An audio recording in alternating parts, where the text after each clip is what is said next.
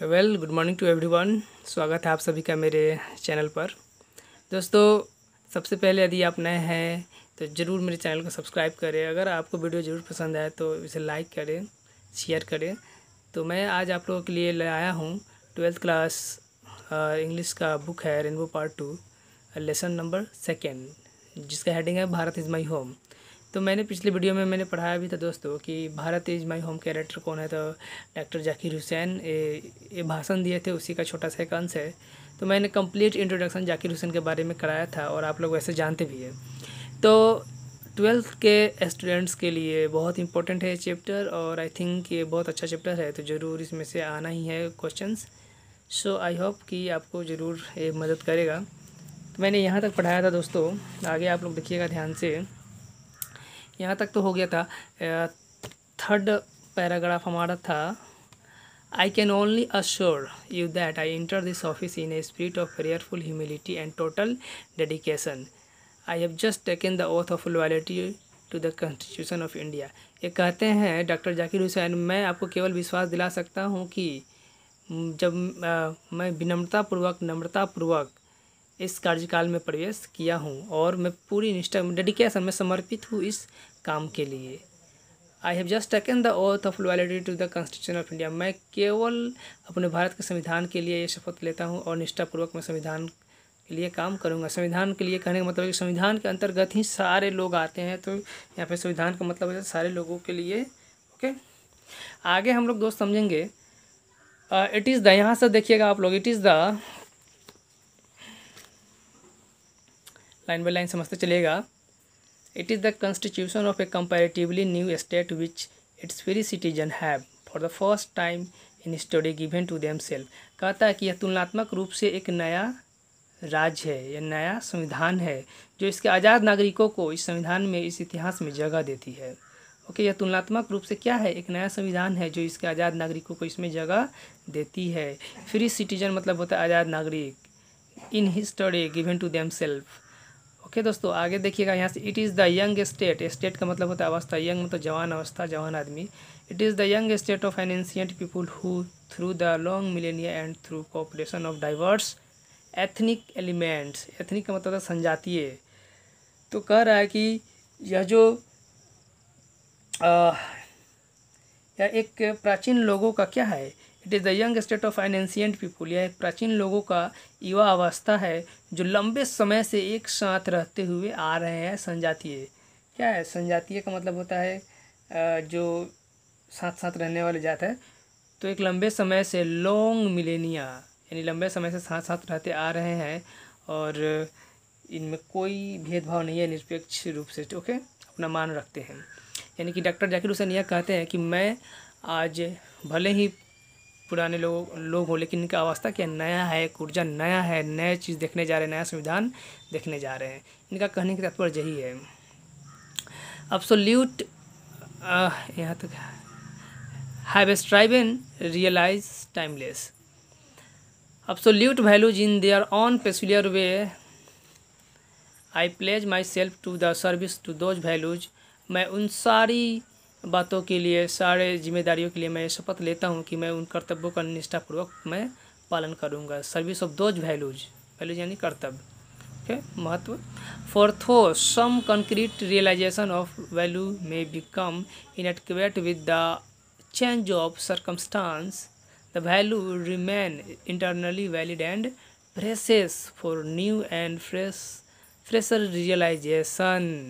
तो दोस्तों यहाँ तक हम लोग देखेंगे। ये कहते हैं कि मैंने अपने आप को उन मूल्यों सेवा के लिए माना है। एक मूल्य के कुछ ठोस एहसास होते हैं। क्या होते हैं? देखिए यहाँ पे लिखा है कंक्रीट रियलाइजेशन। एक मूल्य के कुछ ठोस एहसास होते हैं और अपर्याप्त हो सकते हैं। परिस्थितियों के परिवर्तन का मूल्य आंतरिक रूप से मान्य रहता है और नए एहसास के लिए क्या करता है? दबाव बनाता है। ओके दोस्तों, valid and precious for new and fresher realisation. एक नया एहसास के लिए यह क्या करता है? दबाव बनाता है। फिर आगे कहते हैं the past is not dead and statics, it is valid and dynamic and is involve in determining the quality of our present and the prospects of our future. देखिए दोस्तों, बहुत ही शानदार सेंटेंस यहाँ पे कहा गया है, इसे ध्यान से देखिएगा। द पास्ट, यानी कर जो हमारा भूतकाल जो होता है, हमारा पास्ट जो होता है, वो कभी मरा नहीं है, डिड कभी मरा नहीं है और रुका भी नहीं है, या क्या है, जीवित है और चलनशील है। बिकॉज क्योंकि क्यों क्यों चलनशील है, पास्ट कैसे चल सकता है, पास्ट हमारे अतीत हमारा कैसे वर्तमान में आ सकता है, हमारे फ्यूचर को कैसे संवार सकता है। कहते हैं कि अतीत ही हमारे वर्तमान की गुणवत्ता को तय करता है और हमारे भविष्य को भी ये निर्धारित करता है। सही बात है दोस्तों कि हमारा अतीत जैसा रहेगा उससे हम सीखते हैं, कुछ गेन करते हैं और उस चीज़ को सुधार कर उससे और अच्छा करके हम अपना वर्तमान को ठीक करते हैं। वर्तमान को ठीक करते हैं तो हमारा फ्यूचर भी ठीक होता है।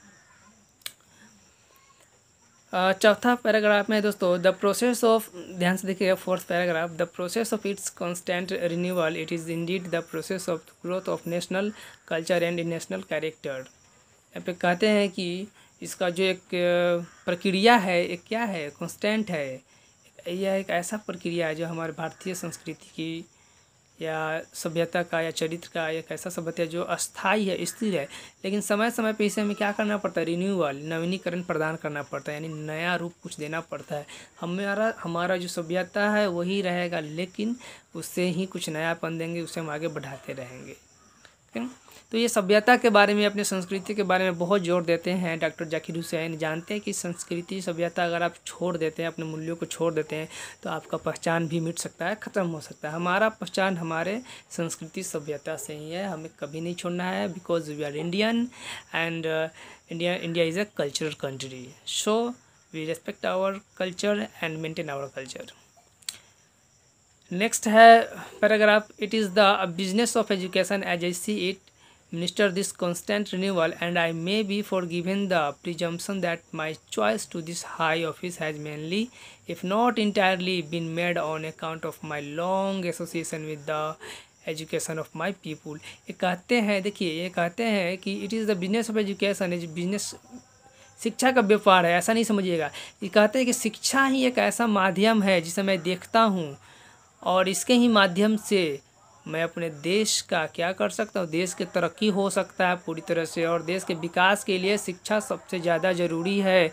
क्योंकि अगर एक एक व्यक्ति शिक्षित है तो तभी हमारे देश का क्या हो सकता है, देश शिक्षित हो सकता है, आगे बढ़ सकता है। ओके दोस्तों, फिर आगे कहते हैं, I maintain that education is a prime instrument of national purpose and that quality of education is inescapably involved in the quality of the nation. I maintain, कहते आई मेंटेन, मैं इस education व्यवस्था को, मैं इस शिक्षा व्यवस्था को मैं मेंटेन करके रखूँगा, इसे बनाए रखूँगा और प्राथमिकता दूंगा सबसे ज़्यादा शिक्षा को ही, क्योंकि हमारे क्या है, और क्वालिटी ऑफ एजुकेशन यानी कि शिक्षा की गुणवत्ता को भी मैं आगे बढ़ाऊंगा और इससे हमारे देश का क्या होगा, गुणवत्ता सुधरेगा, देश हमारा अच्छा बनेगा।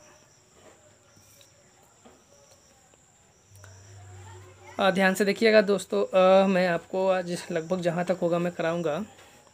पांचवा हमारा पैराग्राफ कहता है, I therefore pledge myself to the loyalty of our past culture from where so ever it may have come and by हुम so ever it may have been contributed.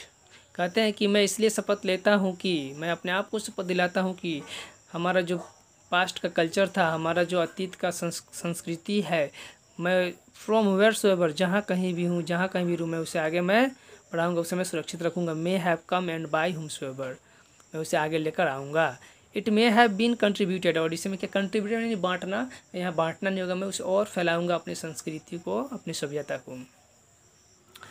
I pledges myself to the service of the totality to my country's culture, में पूरी तरह से मैं अपनी संस्कृति के प्रति क्या रहूँगा, श्रद्धापूर्वक निष्ठापूर्वक काम करूँगा। I pledge my loyalty to my country irrespective of religion language, मैं अपने देश के नागरिक, देश के लोगों का कोई मतलब रिलीजन और जैसे कि धर्म के आधार पे, भाषा के आधार पे कोई भेदभाव नहीं होगा। I pledges myself to work for its strength and progress and for the welfare of its people without distinction of caste, colour और क्रीड। कहते हैं आई प्लेज माई सेल्फ, मैं अपने आप को शपथ दिलाता हूँ, मैं शपथ लेता हूँ कि मैं वर्क फॉर इट्स स्ट्रेंथ, मैं इसके शक्ति के लिए, इसके प्रक्रिया के लिए, इसके ग्रोथ के लिए और इसके भलाई के लिए, वेलफेयर यानी भलाई, इसके भलाई के लिए मैं काम करूँगा। अपने लोगों के लिए मैं क्या करूँगा, भलाई के लिए काम करूँगा, विदाउट डिस्टिंक्शन, बिना किसी भेदभाव के, किसी जाति के आधार पे हो, रंग के आधार पे हो, या फिर वो चाहे धर्म भाषा के आधार पे क्यों ना हो, मैं कोई भेदभाव नहीं करूँगा। बहुत सुंदर बात बोले, इन्हें बहुत अच्छा भाषण दिए थे डॉक्टर जैक्सन। देखिए आगे क्या कहते हैं, the whole of Bharat is my home and its people are my family. इन्होंने क्या लाजवाब यहाँ पे भाषण दिया, ये ज़बरदस्त सेंटेंस है कि पूरा भारत मेरा घर है। जब आप पूरे भारत को अपना घर मान लेते हैं और इसके लोगों को अपना परिवार मान लेते हैं, तो कहीं से भेदभाव का नाम उत्पन्न ही नहीं होता है, क्योंकि हम अपने परिवार में भेदभाव नहीं करते हैं, करना भी नहीं चाहिए, क्योंकि वे हमारे अपने हैं, अपने से कभी भेदभाव नहीं। तो कहते हैं कि पूरा भारत मेरा घर है और इस जितने भी लोग हैं मेरे परिवार के सदस्य हैं। The people have chosen to make me the head of this family for a certain time.